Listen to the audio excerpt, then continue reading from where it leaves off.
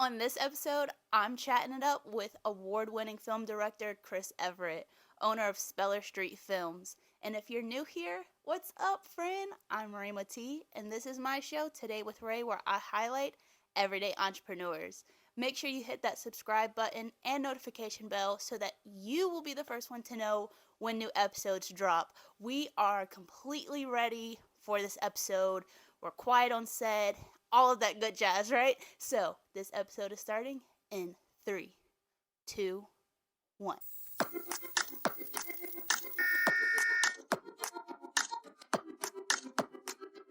Hey guys, welcome back to another episode of Today with Ray. This week I'm with the amazing film director Chris Everett, owner of Speller Street Films. Make sure you hit that subscribe button so you'll know when this episode comes out. Chris, how are you today? How's it going? How's it going? It's going. It's going. It's a nice, beautiful day outside. Yep. I'm so happy that you are on the show. You have a lot of big things that we're going to talk about in this Yes. episode. So let's go ahead and get into it. All right. Tell us a little bit about yourself and how it is that you got into entrepreneurship. Well, my name is Chris Everett. Born and raised Laurinburg, North Carolina, Scotland County. It's about a good hour and a half from Wilmington. But how I got my start in entrepreneurship, honestly, it was like high school. In high school, I wanted to open up my own mixtape shop. Okay. And so, so I actually convinced my grandparents to let me go down. I forgot how we did it when you create your LLC. I think we had to go down to the courthouse or something like that. And you had to file your paperwork. It was different because you didn't have the internet like that back Right, then. right, right. And so I had to do all that. So I called it Underworld Music. And I was actually trying to find a location and everything. And so I just kind of ran, it was like a home-based business. We were doing like mixtapes and stuff like that, mix CDs and stuff like that. And so that was kind of like my first start in entrepreneurship, was trying to do the whole mixtape hustle of doing that, because eventually I wanted to kind of start my own record label. I was a big person in the music. A lot of people don't know that.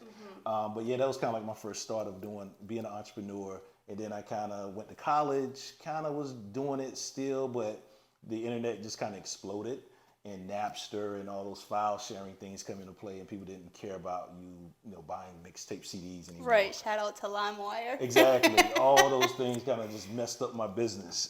So I kind of had to transition. But after that, I got into modeling and acting, which I was like 100 pounds lighter back in those days. But that was kind of like my next transition after college, was to do modeling and doing some acting work, stuff like that. Okay, so I did do some research and found out that you have been in a couple of films, Yeah. and that you got kind of moved in that direction with being in front of the camera first. Right. So can you talk to us about that transition you made from being in front of the camera to finally deciding, hey, I want to be behind the camera, I want to produce and direct. Can you talk us through that transition? Oh yeah, for sure. Some of the work I was doing a lot of print commercials, print modeling stuff. I think the biggest thing I did was I did a commercial with Kate Moss. She's a former supermodel. Right. We did a Japanese commercial for a Japanese clothing company called World Clothing, and it was dope. The check was good. I got like 10 grand for like one day of work. You know what I'm saying? In New York, it was dope.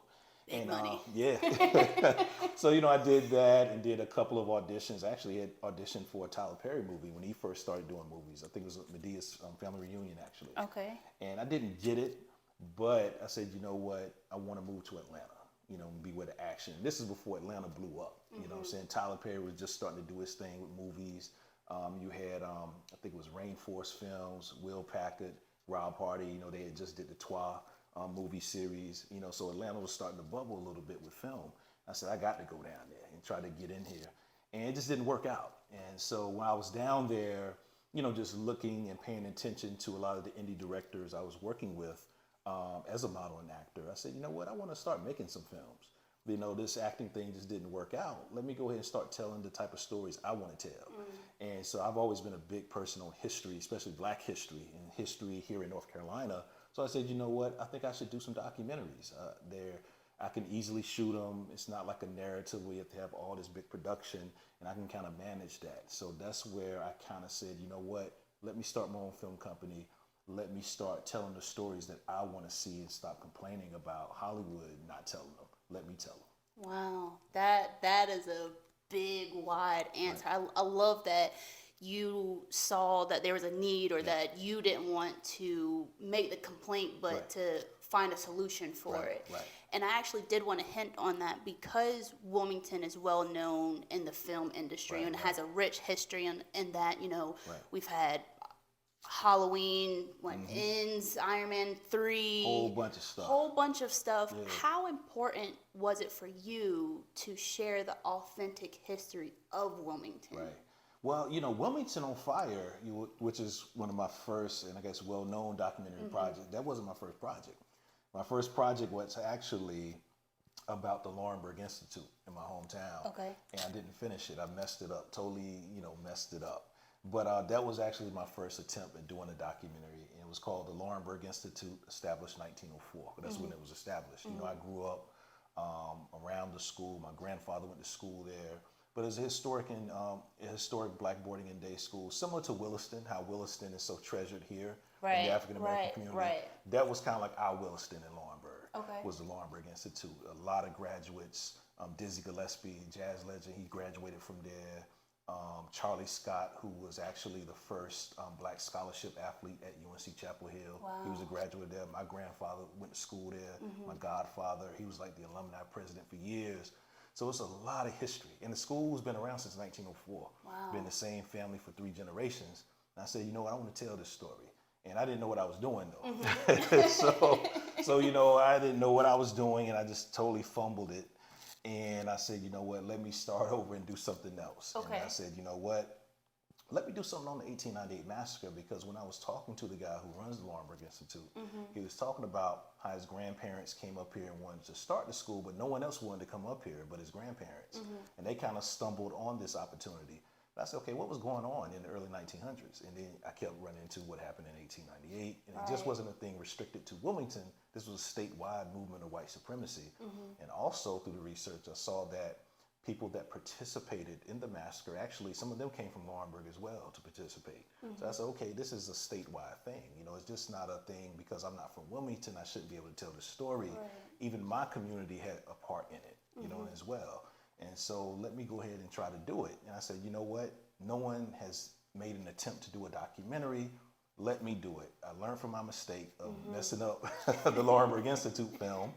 And let me restructure some things. And I said, you know what, this is an important piece of history, because no one was really talking about it on a big scale then. That's true. I started coming here to film around 2011, and then we put out the film in November 2015, premiered at Cucaloris, and it just blew up. Yeah. Yeah, and being a Wilmington native, I can tell you now, I didn't learn about 1898 until high school, and they barely even touched on it. It was almost like this secret hush-hush under the carpet. If you're not familiar with it, please go back and watch Wilmington on Fire. Chris does an amazing job. It's going to be listed in the description where you can find it. Make sure you go back and watch that. It's not just a Wilmington thing. It is a big history moment that no one really touches on. And you've gained such success with Wilmington on Fire that you are now doing a part 2, a chapter 2 on it, which we'll touch on in just a moment. I do want to rewind, and you have made other films and you have other projects going on. Can you elaborate on Grandmaster? I know that's a project that you're working on. I don't want it just to be about Wilmington on Fire, but you also have another film, Grandmaster. Can you tell the audience a little bit about that feature film that you have coming out? Oh yeah, for sure. Well, growing up, I've been a huge fan of action films, martial arts films. I used to take karate as a kid. Okay. But I didn't stick with it, because growing up, you lose interest as a kid because you have other things pulling you, like basketball, football, stuff like that. So I kind of got out of it, but I've always been a fan of it, and especially the movies. And so I actually started Grandmaster maybe I think it might have been 2 years after Wilmington on Fire came out. Okay. And I said, this is going to be my next project. And the reason how I found out about him was one, here locally in the community, a good friend of mine, Abdullah, who runs Sokoto House. Me and him, we'd done a couple of events together with Wilmington on Fire. And I was telling him, I said, yeah, man, I'm thinking about reaching out to this guy, Grandmaster Vic Moore. I seen him in this news article about 12 African American martial artists that you never heard of. Right. And like a lot of those guys have passed over the years, like him and a few others were still living. And I saw that he was in North Carolina as well. And he said, yo, that's my teacher. Wow. You know, he said, wow. let me Small connect you. world. Yeah. Okay. And he said, yo, let me connect you. And that's how we made that connection. And I told Grandmaster more, and he's actually in Delco. He lives in Delco. Wow. He's been living in Delco for a while. He's originally from Cincinnati, but you know, just researching him and seeing how he was like one of the first black professional karate champions in the United States. He's done like speed competitions against Bruce Lee. He's fought Chuck Norris. He's a 4-time world karate champion, and he's still teaching today. And people don't know about him. He's right here. And we don't know a lot about these black martial artists, men and women, who contributed a lot to the sport and just the culture in general. You know, and so I wanted to do something that was different next, because, you know, our history just isn't about getting killed by white people. You know what I'm saying? 'Cause a lot of times we see a lot of those type of films. Yeah, I had to make Wilmington on Fire and keep it like that because that's what happened. But that's not what our history is all about. Right. And so I know the next project that I wanted to be more inspiring and more uplifting and showing a different side of our history that we rarely touch. Just like how people would rarely talk about Wilmington on, you know, the 1898 massacre. Yeah. I said, you know what, no one's talking about our contribution in martial arts. Right. And we still have someone that's still living. And I wanted to do something to give someone their flowers while they were still here. And so we decided to do it, and he wanted to do it. And we've been filming it for about 5 years. And so we're finally in post-production with it. So it's about his legacy and also how he's been working with these 2 young guys as well. And so we've been documenting all 3 of them for the past 5 years. And so one of the guys, he's a martial arts champion in his own right, 2-time champion. He's out of Columbia, South Carolina, been working with Grandmaster more for a while, Wayne Easterlin.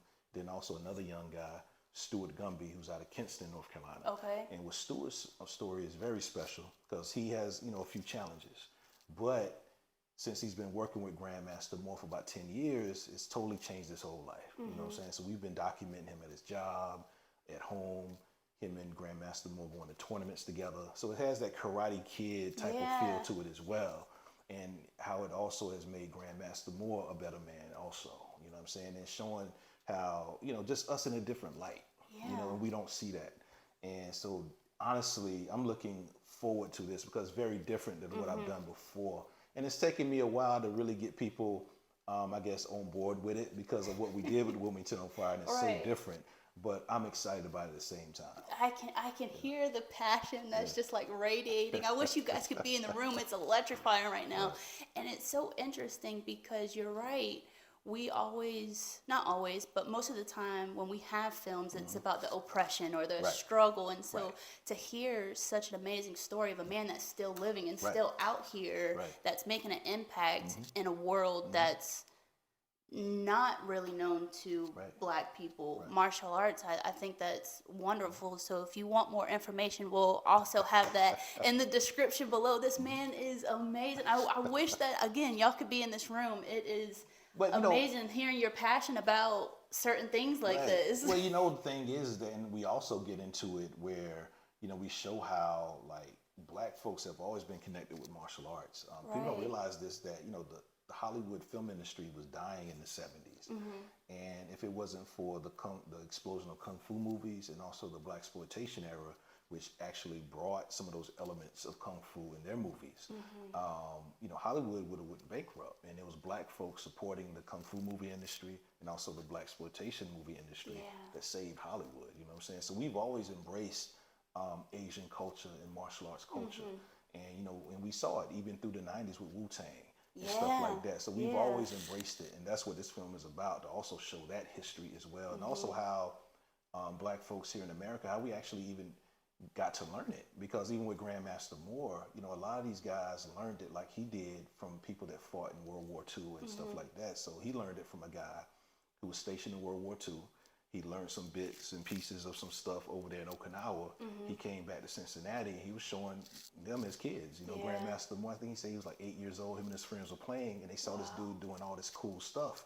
And they rushed him. They said, man, can you teach us some of this? He said, yeah, I'll teach you. And then Grandmaster Moore kept coming back. And that's how he learned. And that's how a lot of African Americans learn martial arts. It was those brothers, fighting in World War II and the Korean War and Vietnam. Then they would come back and teach it in the community. The things you learn. Yeah. The things you learn. And speaking on that, in the lead up of Grandmaster coming out, you have a couple of events that's coming up. Would you like to share with the audience those events that are coming up? Yeah, for sure. Well, if you're in the area in Cary, North Carolina, so if you're in Cary, Raleigh, Durham, the Triangle in North Carolina, we have a couple of events. We're doing a very cool Black History Month program with the town of Cary. We're partnered with them. So February 24th at the Cary Theater, 7 o'clock, we'll be showing a rough cut of Grandmaster. Okay. And also me and Grandmaster Mo will be there in person to do a Q&A and stuff like that. So it's free and open to the public. February 24th at the Cary Theater, 7 o'clock, downtown Cary. And then the next day, February 25th, I'll be partnering with my good buddies from Washington, D.C. called Shaolin Jazz. And they have a dope program that we collaborate on called Can I Kick It? And Can I Kick It is like an interactive film experience where Shaolin Jazz, what they do is they take classic Kung Fu films and do a live score, while you watch the film. And recently we did that in Wilmington last month. We did Enter the Dragon, which was dope. It was sold out. People are still talking about it. Yeah. And so we're going to do The Last Dragon. Barry Gordy's The Last Dragon. And we also have a very special video intro by Tamok, the guy that plays Bruce Leroy, the main star. And then we also have a pre-recorded Q&A with him afterwards. And so it's going to be a cool Black History Month weekend. Again, we want to do something different. Yeah. I've worked with them doing like a Kung Fu film series for the town of Cary at their theater. And I said, let's do something different for Black History Month. No disrespect, but we always just hear about civil rights and stuff like that. So let's do something different. Let's talk about, Black folks' contribution in martial arts, And I said, hey, I got a documentary that's in the works. He's still around here. People can, meet the living legend himself. Right. And then also we can make something cool and interactive with The Last Dragon as well with my guys Shaolin Jazz and Can I Kick It? So it's going to be a cool weekend. So everybody come check us out. And you can find more information about that where?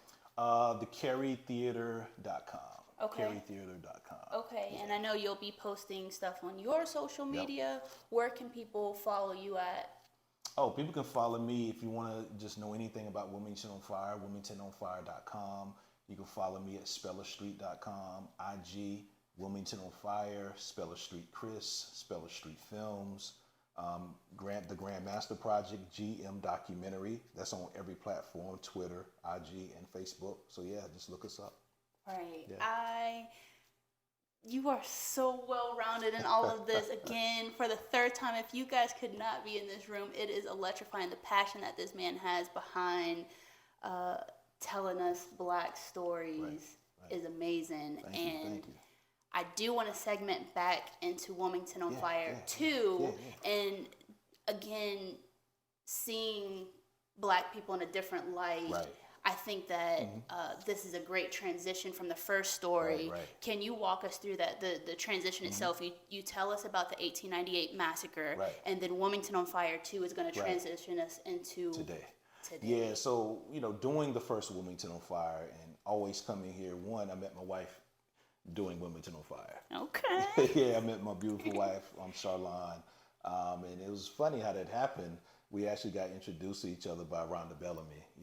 Love Rhonda. Yeah. Love Rhonda. So when I first started filming the first Wilmington on Fire, the Star News did an article about me saying, hey, this guy here, he's doing a documentary. Be on the lookout for it. And Rhonda saw the article and reached out because, her and my wife worked with the North Carolina Black Film Festival. Yep. And I said, well, the film's not done. We just started, but I would love to connect with you guys. He said, yeah, you should meet my girl, Charlene. And the rest is history. So it was actually a business meeting that turned into eventually us getting married.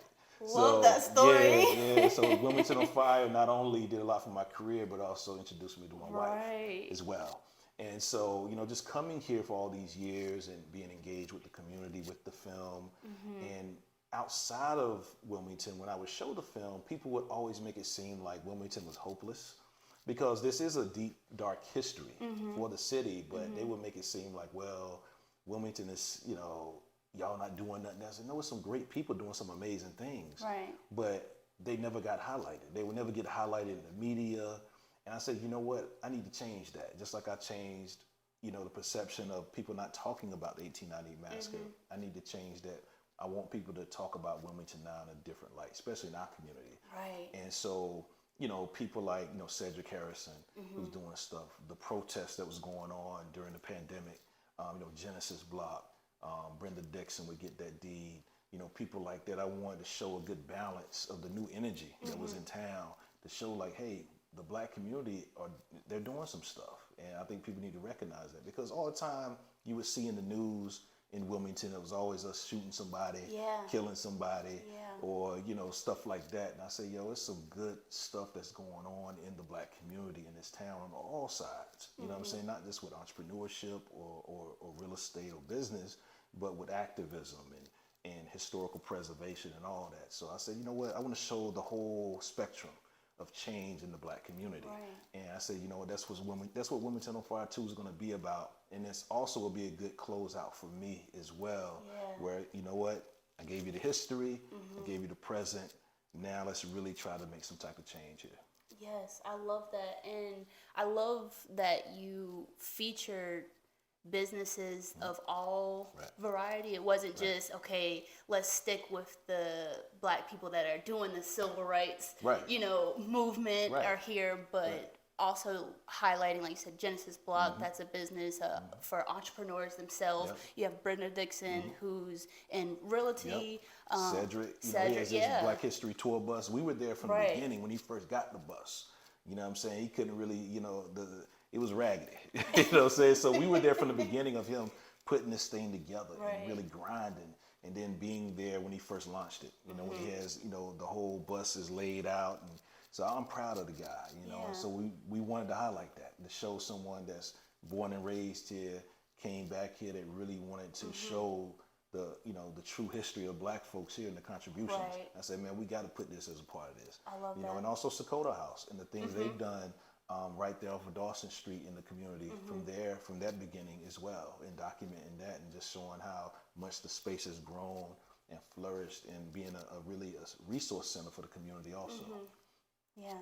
You can definitely tell that this man is taking the initiative to do what needs to be done, but not only in film here, but you also take the initiative and you've partnered and you've created BlkDoc. Yeah. Can you tell us a little bit about that? Yeah, well, BlkDocs is me and my friend Curtis John. He's out of Columbia, South Carolina. He runs the Luminal Theater. It's kind of like a micro nomadic cinema club that he's been, and we've done events together when he lived in New York, and he moved to South Carolina. And I said, look, man, I've always wanted to do something where we highlight black documentaries. I do a lot of documentaries, but there isn't like a central festival or program that just features just documentaries about the black experience. Right. You know what I'm saying? You have film festivals, but they do it all. They do narrative, they do, shorts, they do docs too, but none that just focuses on black documentaries. Right. I said, man, let's start something.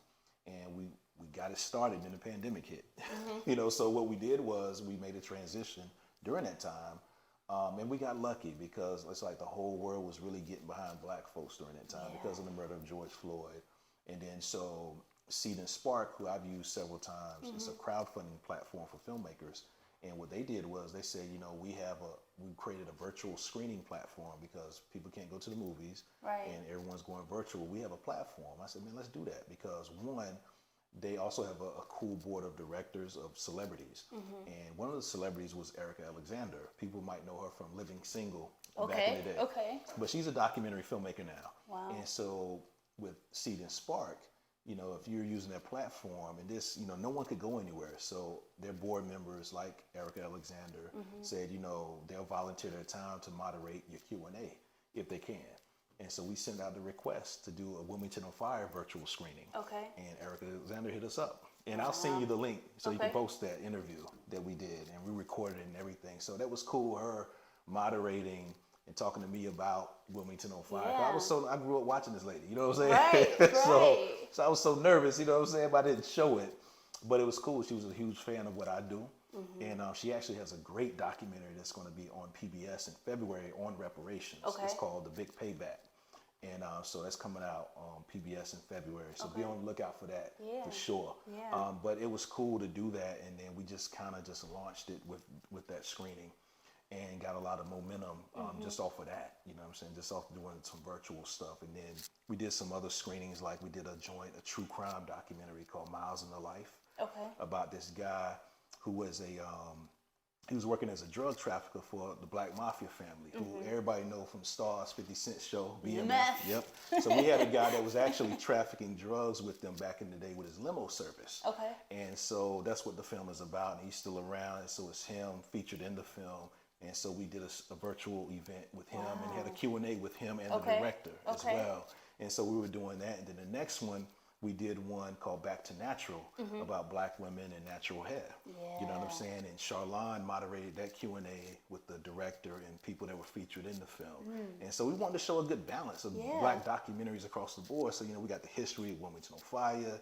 We did the true crime stuff, the hood stuff with Miles on the Life for the BMF and power type people. Right. And then we did, you know, about with the sisters, you know what I'm saying, with hair and stuff like that. And so we kind of got that going. And so what we're working on now is to possibly do an actual festival, like a 2 to 3 day thing. So really it might be here in Wilmington or it might be in Durham.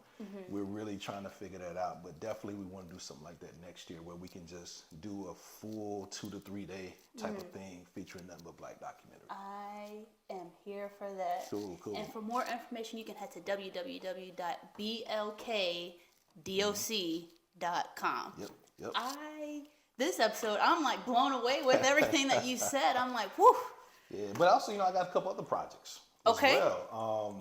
You know, because even with Wilmington on Fire, I kind of produced some films over the years. Right. You know, 'cause I think people just know about Wilmington on Fire and that's Yep. it.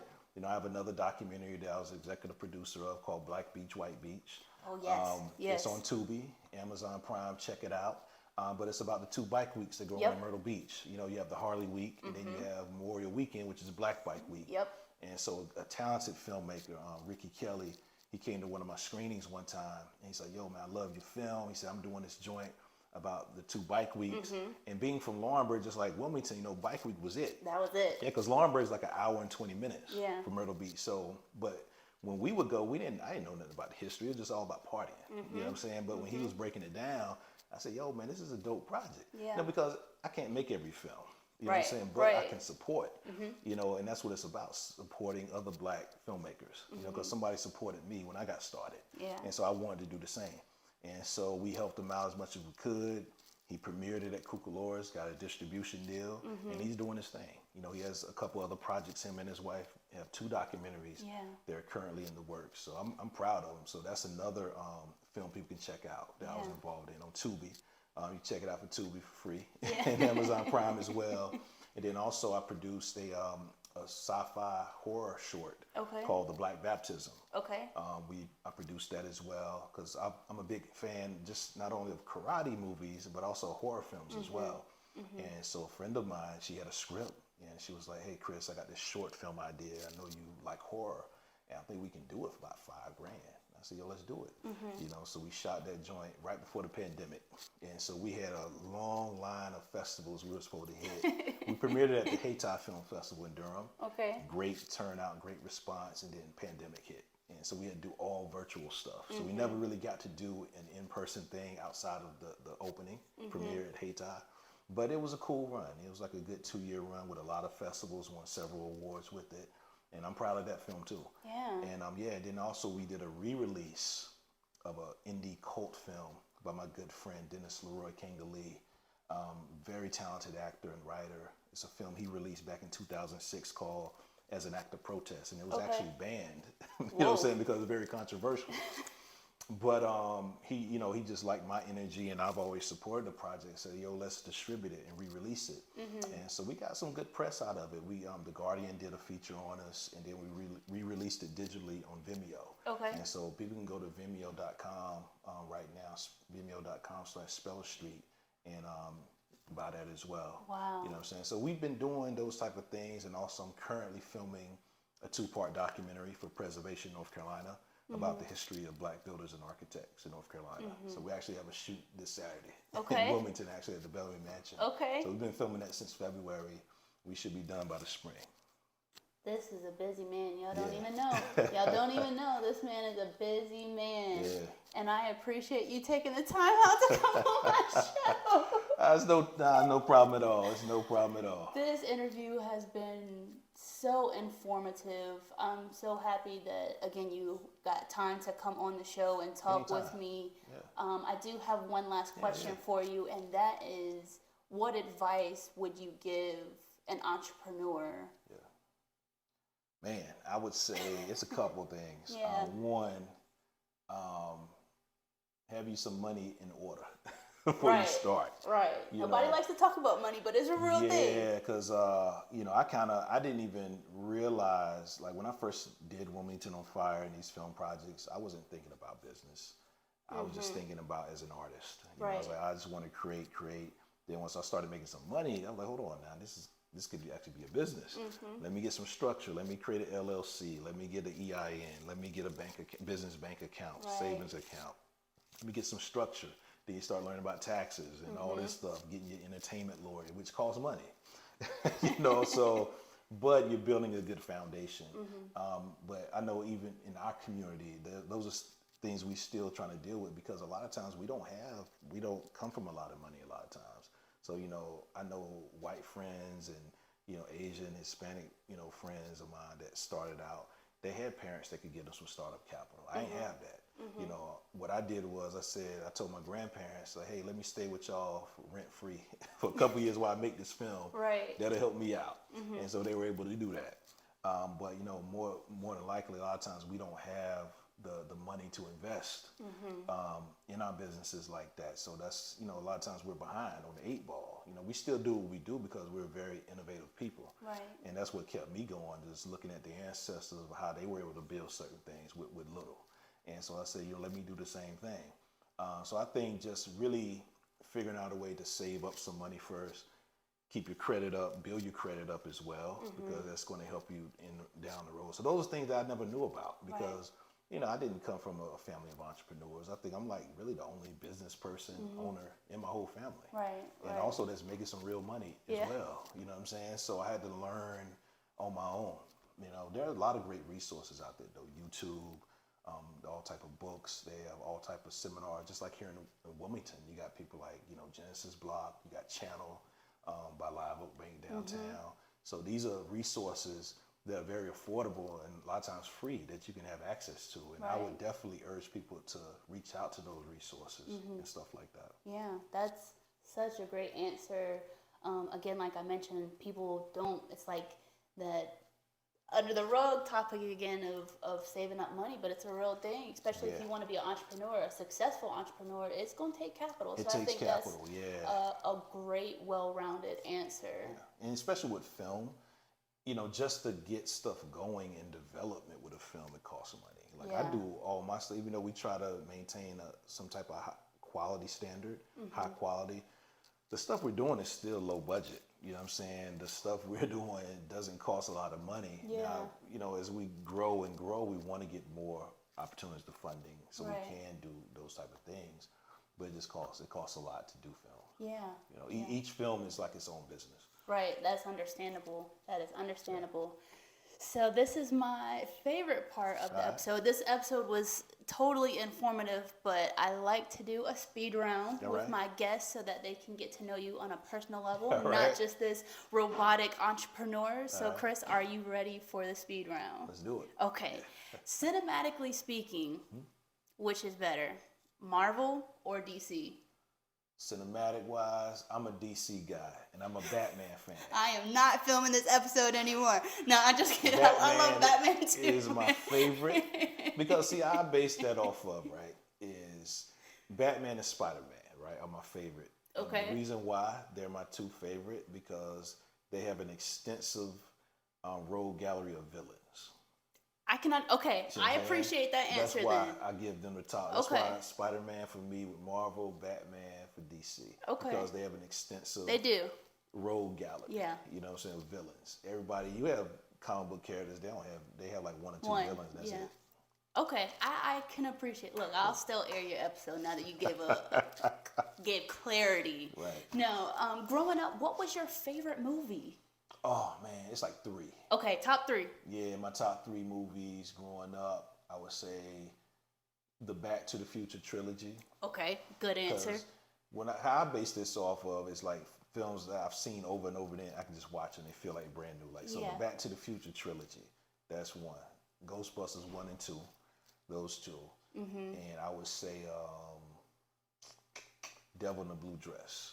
Okay. Denzel Washington. Okay. Like, that was my joint. I wish they would have made more because I have all the books from Walter Mosley about the whole, Devil in the Blue Dress, all of them. It's like a whole series, Easy Rollins novels.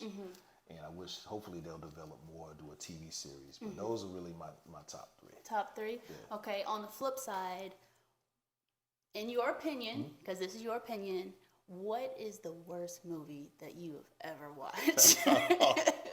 Oh, man. The worst movie I've ever watched. It's a tough one. I can't lie.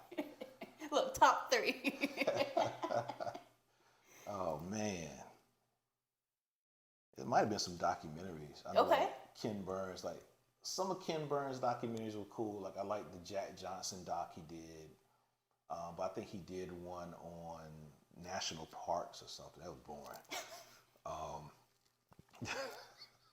But also some of these hood joints as well that I've seen over the years. But that's some hood classics. I love New Jack City. That should have been on my top as well. Okay. Yeah, I think just some of Ken Burns' documentaries are just boring. Boring? Yeah. Okay, and last question, again, another film-related question. What's a in-the-cut movie that you would refer to anybody to, like, hey, you need something to watch this? Man,